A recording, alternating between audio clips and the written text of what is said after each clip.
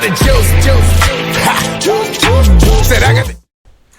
What's up? You're watching Still Got the Juice TV. It's your girl BB, and today's featured artist goes by the name of Roblinx. How y'all doing today? I'm really hyped to tap in with you, and I did a little snooping. I seen you just came into New York this morning. Oh yeah, just this morning. Barely slept last night, and I hate flights too. So I was like, it's not like the whole flight, but going up, we just were not meant to be in the air like that. You feel me? So I always clench up, but it's all good. Made it. Well, I'm glad that you're here, all the way from Orlando, correct? Yeah, absolutely, Orlando. What's the music scene look like over there? So Orlando actually has a lot of talented artists. If I never moved to Orlando, I don't even think I would be doing music because I just got surrounded and integrated into into a group of artists who, they were all just very unique, but very talented. Mm-hmm. The only problem with the Orlando music scene is I feel like there's not enough collaboration and people coming together. And also a lot of people aren't really taking it seriously. So I think there's very few people that are really like on pace to make it out and like make it big. Obviously there's been some big artists out of Orlando, but I think not enough people are taking it seriously, and there's too much competition over collaboration. If there was more collaboration, I feel like we could all uplift each other, you know what I'm saying? So yeah, but it's a lot of talent for sure. All right, and you're definitely one of the talented ones. Oh, absolutely. Okay. Absolutely. I want to know what initially inspired you to pursue music seriously. So it was, and I was just talking with the producer right outside about this. So initially when I came up to Orlando, it was just for school. And then I kind of fell into just a depressive state where I didn't know what I wanted out of life, what I was doing. And then I ended up getting a finance job, which went real well for like 9 months, and then they pulled the plug on us, and we were all like, yo, what are we about to do? I had a cast on my hand at the time too, so I couldn't really like work a regular job. So that is exactly when I started hopping into the studio. My friend Seti, shout out Seti, he's actually from New York. He told me one day, because I would always just show him the lyrics on my phone, I would always write. He told me, yo, I need someone on stage with me, I gotta perform a month. And that's when I was like, man, I got nothing else to do with my time. Let me just start making music. And it started turning out really fire. I got noticed a lot really quickly by like different just small local management teams, as well as like artists too. And that's when I realized like I might actually have a real knack for it. And like I think I could really take it somewhere. And here we are right now doing this interview, so that's cool. Definitely. You mentioned writing for years before taking music seriously. Yeah, absolutely. I probably started writing notes on my phone when I was like 16 years old. I don't know if y'all remember, there was a challenge online. It was called like the So Gone Challenge and like 10 Toes challenges back in the day. Everybody thought they were a rapper at the time, just posting their own like 60-second little snippets or whatever. But those were the first raps that I actually like wrote out in my notes in my phone. I still have like from 2016 my first written out notes on my phone, which is pretty cool. What do you prefer, like using your notes app or write pen to paper? Oh yeah, notes app 100%. Yeah, I don't get the stamina to write on the paper. My wrist be getting tired. My hand gets tired too. I'm just noticing that. I was like, I don't know if it's because we go to technology all the time, but I really can't write that long. No, typing is just it's so easy. People are like, oh, you should write. There's a connection, but yeah, and then if somebody takes your notebook, you're done. Exactly. You mentioned that music made you feel understood. How do you aim to connect with your audience through your lyrics? I want people to know that it's okay to not always be okay. I feel like a lot of my music is very emotional, especially with this project that I have coming. It's very just open, honest, raw. I'm not afraid to like express how sad, how in love, how crazy, just any feelings that I felt. I want to pass on with the user and let them know they're not the only ones that may be going through that sort of feeling, or not the only ones who got heartbroken, stuff like that, just real, honest music. Okay, that's definitely necessary. Absolutely. You told us for your mic performance, you're choosing the single Love Note. Love Note, yes. So that's a part of the EP I have coming out on Friday, actually. Shout out the Mood Swings EP, mixtape, whatever y'all want to call it. But I'm super excited for that. Love Note is by far one of my favorite songs that I've made. Just the lyrics all the way through, the style of it, it feels nostalgic, almost like a kind of like a 2010 kind of 2000s love song. You know what I'm saying? And I just really love it. Y'all have to hear it before I could really explain too much more. But there's a lot of meaning behind it for sure. I love to know your process because it seems like, you know, obviously you love your work, but when you're in the studio, how do you know, like, okay, this is gonna be a hit? Or are you trying to satisfy yourself? Because, like, how do you know? Usually, when it's that feeling, when, oh, I know it's gonna be a hit, is like the second I hear that beat, honestly. Mm-hmm. I write a lot, and I'll write to, you know what I'm saying, 100 different beats. But there's times where like I get that first little, whether it's the chorus, whether it's the first verse, and you just know from there, like you can't stop writing it. You can't like turn away from it. Nothing else has your attention at the time. That's how you know it's gonna be one of those ones for sure. Your debut EP/mixtape, Mood Swings, is gonna drop. I know you're excited. Super excited. This project has been like 2.5 years of just in the works. Promoting it, writing, recording. Some of these songs are from like I recorded in a whole different time period in my career before I was really where I am now in terms of knowing my image, knowing my artist style, having representation behind me, as well as just really knowing myself and what I wanted the project to be. But it took a long time to get here, and it all just feels so good to have it like the past 2 years come together. Yeah, it's a great feeling.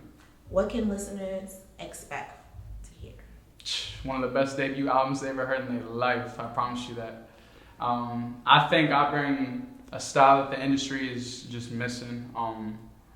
Like I said with Love Note, it's kind of nostalgic feel, but I feel like there's a lot of different influences all throughout the album. It's mainly a pop album for sure, but there's hints of rap, hints of rock. I'm gonna even say like folk, soul, low R&B.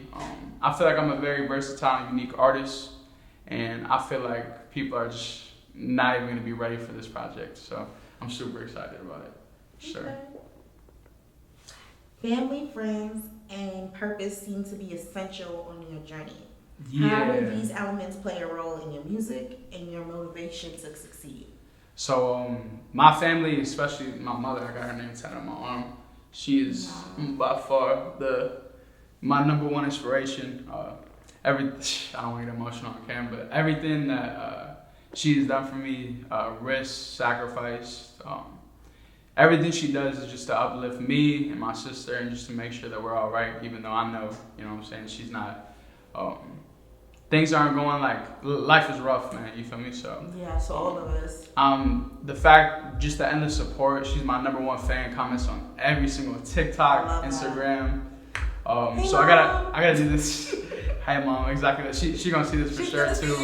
And everything I'm doing right now, and as hard as I'm working, is just to be able to pay her back tenfold. You know what I'm saying? And music really just, it filled a hole in my heart that I didn't know would ever get filled. It's really, when you find purpose, it changes how you move, how you feel every day. When you see that light, finally, when it felt dark for so long, you'll do anything you can to make sure that light just grows and you only get closer to it.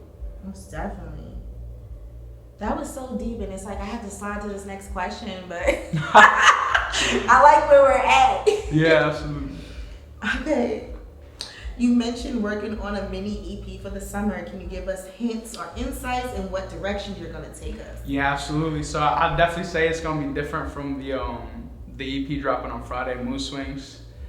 This is definitely a new like territory for me, but it's kind of more like there's so many, like, I don't know the proper term, so I'm just gonna say it's more like a house, funk, EDM kind of style. Okay.